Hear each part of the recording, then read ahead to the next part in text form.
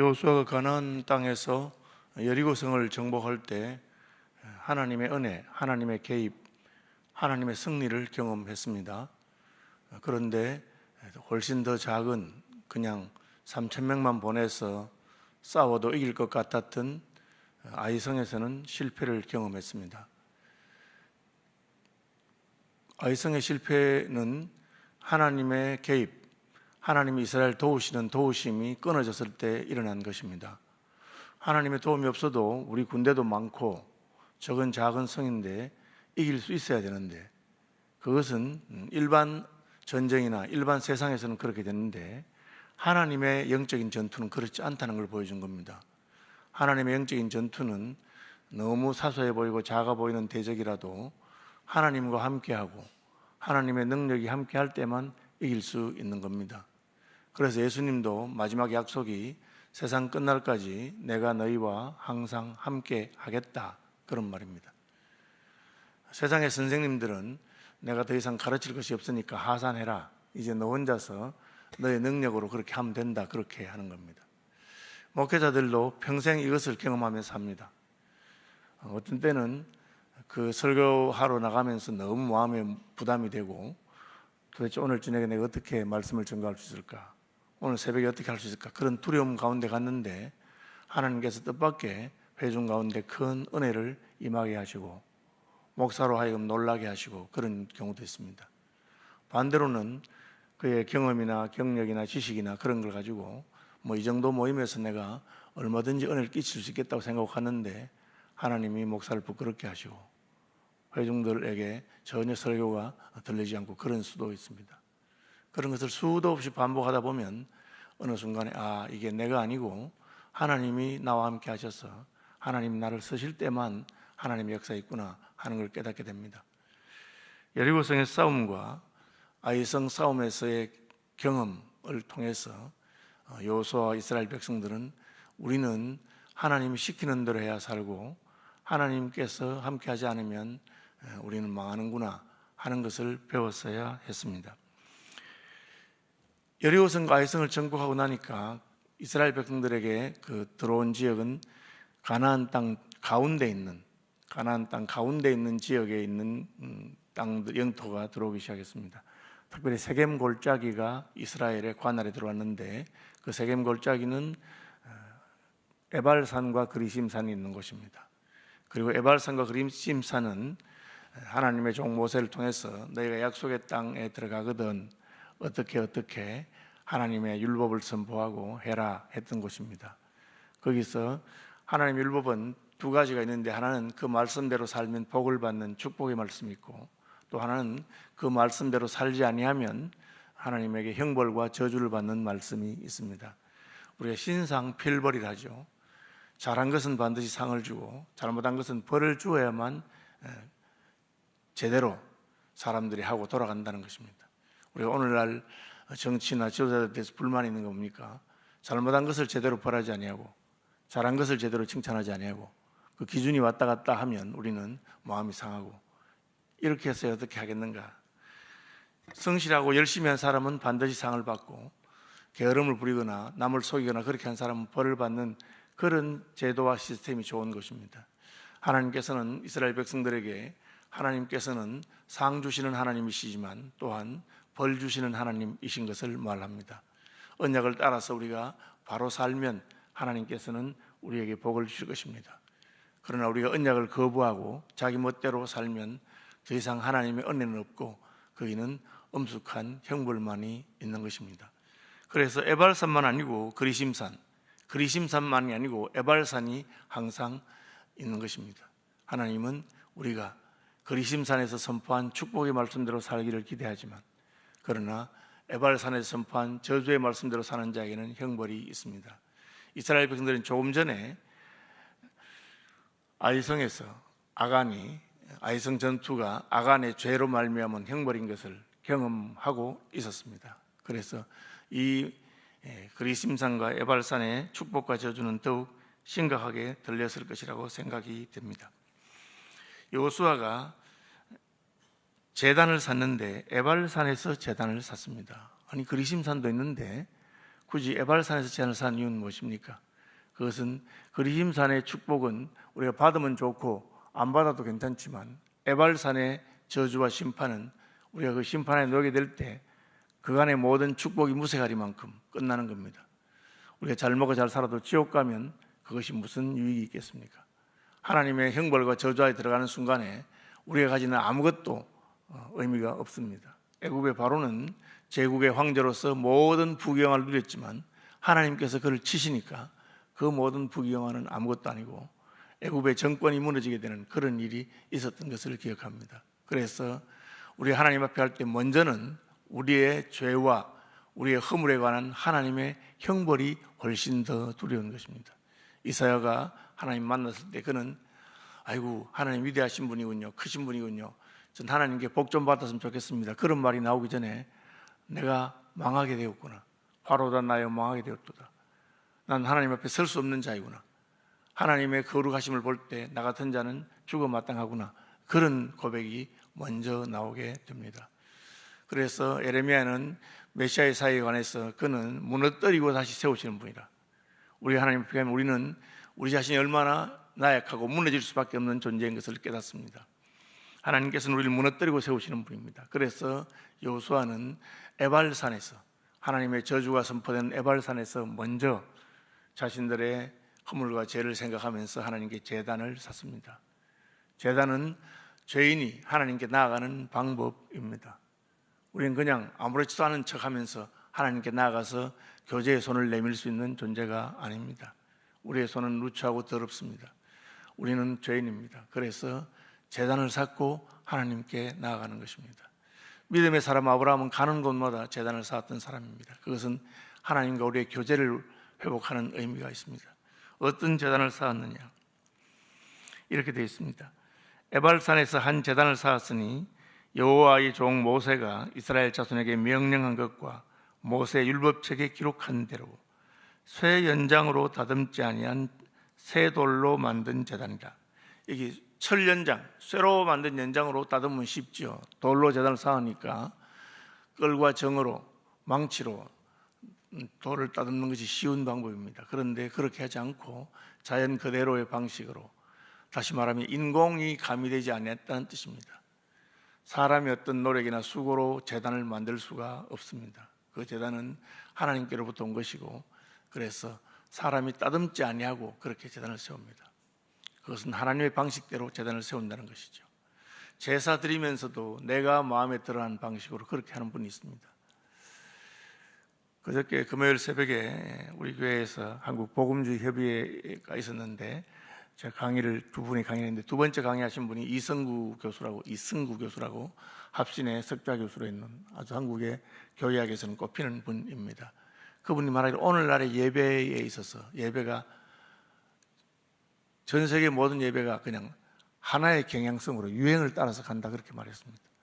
장로교는 장로교 예배 전통을 지키고 그렇게 하는 것이 훨씬 좋다고 자기는 생각한다, 그렇게 말합니다. 우리의 신앙 고백에 맞는 예배가 필요한 것이죠. 제사를 지낼 때 사람의 손도 따듬은 돌로 드리는 것이 아닙니다. 하나님께서 말씀하신 그 예배의 본질, 신령과 진정을 따라서 그리스도의 보배로운 피가 드러나도록. 그런데 오늘날 어떤 예배들은 무슨 엔터테인먼트 같이 공연을 보는 것처럼 그렇게 갑니다. 예수 믿는 사람들이 이렇게 모여서 그런 모임을 하는 것도 뭐 나쁜 건 아닙니다. 그러나 예배는 예배의 본질인 하나님께서 우리에게 명령하신 그 부분이 중심이 되어야 됩니다.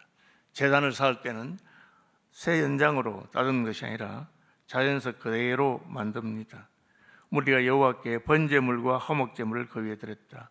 번제는 헌신의 뜻이 있습니다. 우리 전부를 불태우는 것이고, 화목제물은 그 제물이 하나님 앞에 타짐으로 말미암아 이제 우리 하나님과 우리 사이에 화목하게 되었다는 것을 선포하는 제사입니다. 그래서 제사의 끝은 헌신과 하나님과 연합, 화목까지 나가야 됩니다.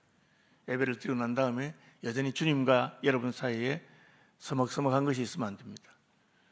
우리의 죄를 자복하고 하나님과 우리 사이가 다시 완전히 회복돼야 됩니다. 그리고 우리의 삶이 하나님께 헌신되고 그리고 하나님과 화목하는 그런 제사를 드렸습니다. 그리고는 거기서 모세가 기록한 율법을 이스라엘 자손의 목전에서 그 돌에 기록했다. 그렇게 돌에 기록한다는 것은 변치 않는다고 하는 의미가 있습니다. 세월이 가도 변치 않도록, 그래서 돌에 새긴 것입니다. 하나님의 율법을 따라서 살겠다, 혹은 하나님의 율법이 변하지 아니한다. 율법의 말씀대로 순종했을 때 여리고성이 무너지지만 우리가 불순종할 때 아이성에서도 패배하게 된다는 것을 말하고 있습니다.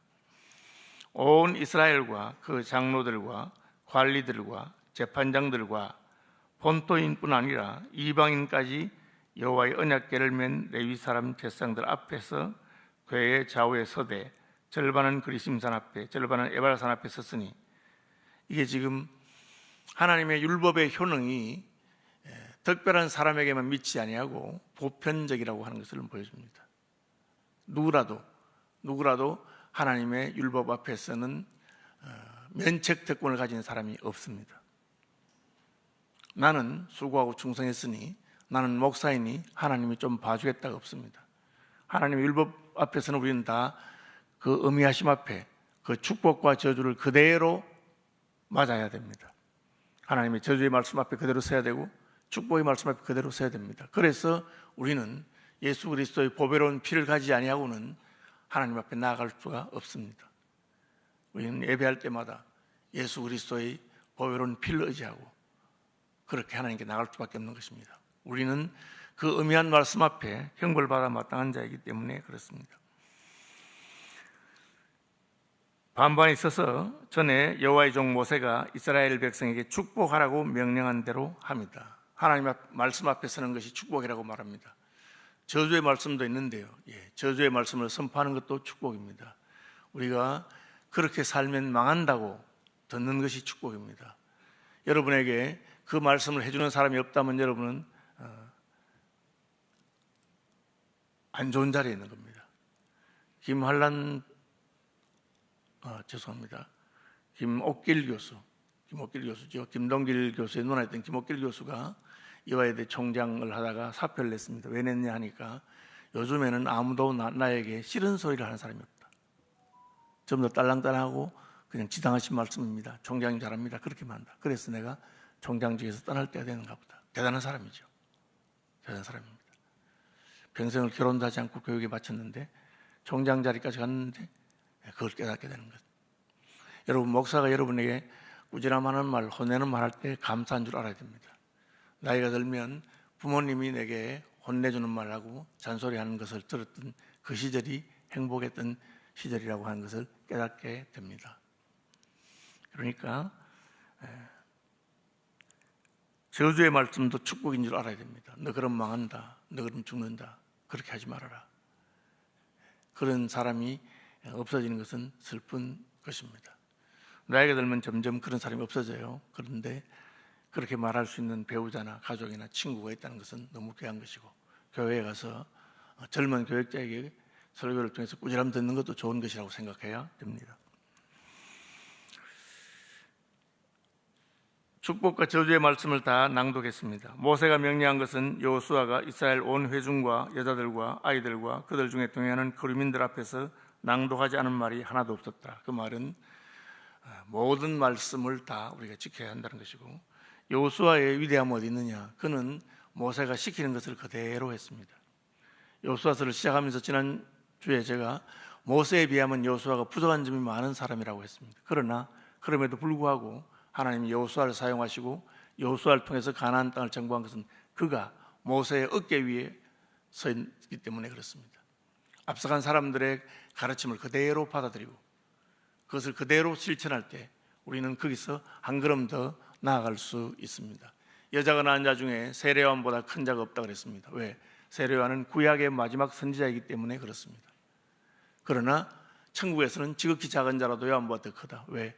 요한 이후에 예수께서 오셔서 천국의 계시를 보였기 때문에 하나님의 나라는 점점 더 계시가 밝아지고 분명해집니다. 그래서 우리의 수준이 아니라 하나님께서 구원 역사를 이끌어 나가는 그 수준에 따라서 우리는 더 위대하고 놀라운 것을 보게 될 것입니다. 마지막 때가 오고 있고 주님의 재림이 가까울 때에 하나님께서는 또한 이른 비와 늦은 비에 은총을 주시고 우리로 하여금 더 나아가게 합니다. 여호수아는 모세보다 못한 점이 있지만 그러나 그는 모세에게 주어졌던 하나님의 언약과 계시의 말씀을 그대로 받아들이고 그대로 순종하고 그대로 선포하는 것을 두려워하지 않았습니다. 어떤 지도자들은 자기가 지도자의 자리에 있으면 앞사람 지우기를 합니다. 앞사람의 업적을 지우고 자기가 뭘 해야 되겠다고 생각하기 때문에 그렇습니다. 그러나 역사는 결코 한 사람이 모든 것을 하지 않습니다. 앞사람이 한 것에 대해서 따라가는 겁니다. 우리는 우리 교단의 선배들의 신사참배 반대 운동과 하나님을 진심으로 사랑하고 생활의 순결을 지키고 신학의 정통성을 지키고 했던 그런 귀한 전통들이 있습니다. 그 위에 서서 한 걸음 더 나갈 때 우리는 하나님의 더 크고 위대한 일을 보게 될 것입니다. 가정도 마찬가지입니다. 우리 부모님들의 믿음을 우리가 받아들이고 거기서 한 걸음 더 나가서 순종하고 그렇게 하는 겁니다. 말씀 마무리합니다. 축복과 저주가 우리 앞에 있습니다. 우리는 저주받아 마땅한 자이지만 제단을 쌓아서 하나님의 저주를 막고 예수께서 십자가에서 그것을 하셨습니다. 그리고 번제와 화목제, 우리의 헌신과 하나님과의 하나됨을 늘 붙드는 자들이 되어야 할 것입니다. 우리의 부족함이 있어도 모세의 가르침을 그대로 이어받고 그대로 순종했던 여호수아처럼 우리 앞선 세대에 하나님께서 가르치셨던 여러 진리와 깨달음들을 우리가 그대로 받아들이고 우리 한 걸음 더 나갈 때 하나님은 가나안 정복의 가업을 여호수아를 통해서 이루시는 것을 알 수 있습니다. 우리 중에 아무도 면책 특권을 가진 사람이 없습니다. 내가 아무리 충성하고 수고해도 잘한 것은 잘한 것이고 잘못한 것은 잘못한 것입니다. 하나님은 신상필벌하는 분입니다. 그래서 하나님 앞에서 자기를 돌아보고 잘못된 것이 있으면 즉각적으로 회개하고 제단을 쌓고 그런 저와 여러분 되시기를 주님 이름으로 축복합니다. 하늘에 계신 우리 아버지, 아버지의 이름을 거룩하게 하시며 아버지의 나라가 오게 하시며 아버지의 뜻이 하늘에서와 같이 땅에서도 이루어지게 하소서. 오늘 우리에게 일용할 양식을 주시고 우리가 우리에게 잘못한 사람을 용서하여 준 것 같이 우리 죄를 용서하여 주시고 우리를 시험에 빠지지 않게 하시고 악에서 구하소서. 나라와 권능과 영광이 영원히 아버지의 것입니다. 아멘.